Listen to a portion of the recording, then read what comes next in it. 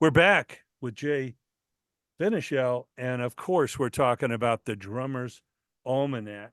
Now, obviously, being a student of the drum and accomplished drummer yourself, and loving all these influence that we speak of, what prompted you to kind of create this community for drummers with the Drummer's Almanac?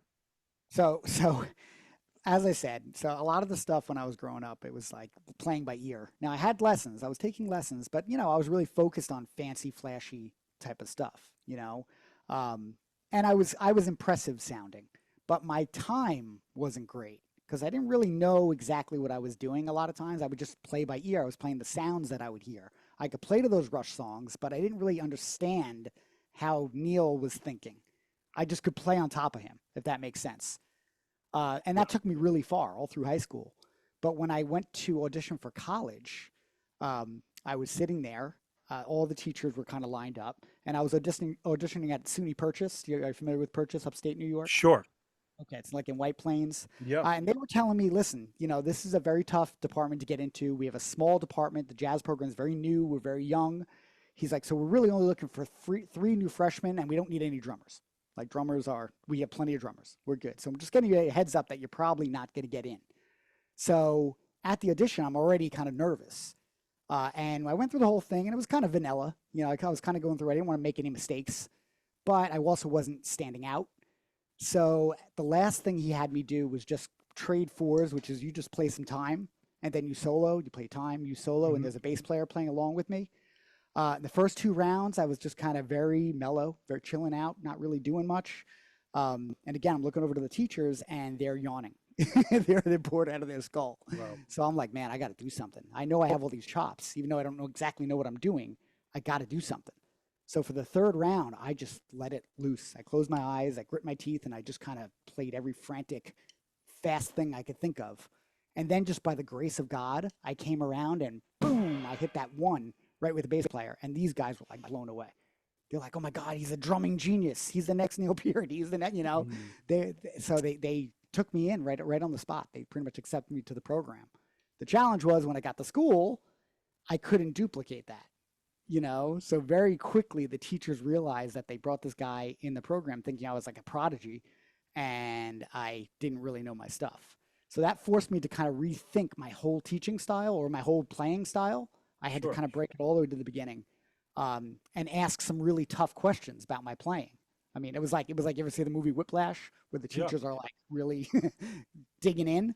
That's kind of what I was dealing with. I was looking to, like, I think I was going to quit every single day. They were just riding me, trying to get me to quit. Basically, they wanted that Mhm. slot open.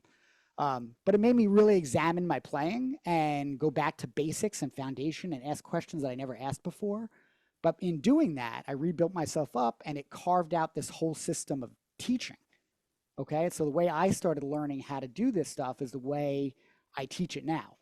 Because there's Yeah. so many things that young drummers don't focus on, they don't realize are important, and they just don't have it together. So I started the Drummer's Almanac based on this whole rebuilding myself from square one in college and all the steps that I need to take. And it just gives them a path. It gives them a path to follow of, starting from the beginning. Even guys that are seasoned, I'll come in, give them an evaluation, and within 10 minutes, they're, they're broken down. They know right off the bat, they're like, man, I don't know. I can't believe I can't answer these questions. It's crazy that I don't have any of the foundation together.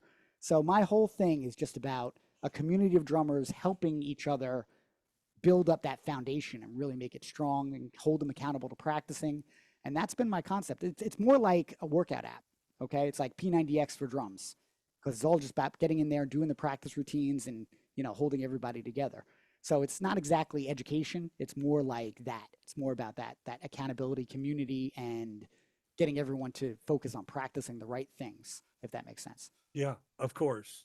Sure. And there's not enough education in the schools these days. It's real tragic. From when we grew up, Yeah. there was music education everywhere in the schools, and then when budgets get tightened, it's one of the Yeah. first things that goes. Oh, without They, a they, doubt. they act like the arts is like super optional when it's really been part of our social fabric Oh, for without a hundreds doubt. of years here.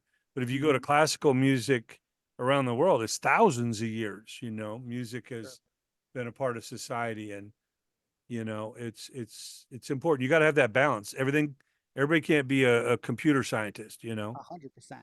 100%. I mean, my sister is a music teacher in an elementary school in New York. Okay. Actually, the elementary school we went to, she's the music teacher Oh, there, and wow. she every year it gets less and less. It gets cut up more and more, and less focus is put on it. And I got to tell you, man, I mean, in high school, if I didn't have the support of like my band director, um, I mean, that guy was just, he was so instrumental in shaping me and making me believe that I could do this for a living, you know? Yeah. Um, which is a hard thing. You tell your parents you want to be a drummer, sometimes it doesn't, Right. it doesn't go over great. Yeah. They're worried about you, you know? Of course. And it is hard. Like, but it's hard for anything to get to a high level Of of any, course. right? Well, I And drums, interview a lot of really high level musicians, sure, and they all say you got to make it fun. right, Money can't be your goal. right, If you're having fun, you're really good at what you do good work, you know, the compensation can come.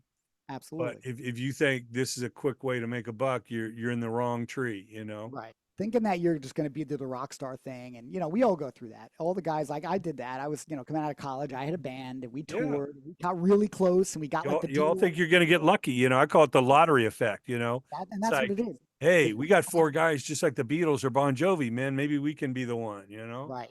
But, and it's the same thing with the internet. It's like you only see the winners. Sure, you see Motley Crue, you see Poison, you see Bon Jovi, you see Def Right.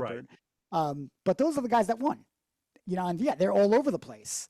But you're not seeing the Yeah. 10,000 other guys that are just as good that never got that break, that the record label didn't, get sign, that they Oh, didn't, no question. I mean, you can be the greatest drummer in the world, but if your band doesn't write great songs, you don't have those hits, Yep. you know, you could be lucky to be playing the dive bar down the Yeah. block, you know? And that's true. And it could just be as simple as you got into a band. I mean, I've known so many guys that are every bit as competent as some of the best players on the planet, but just Yeah, never got the break. of But they're course. just as good. They're just not famous.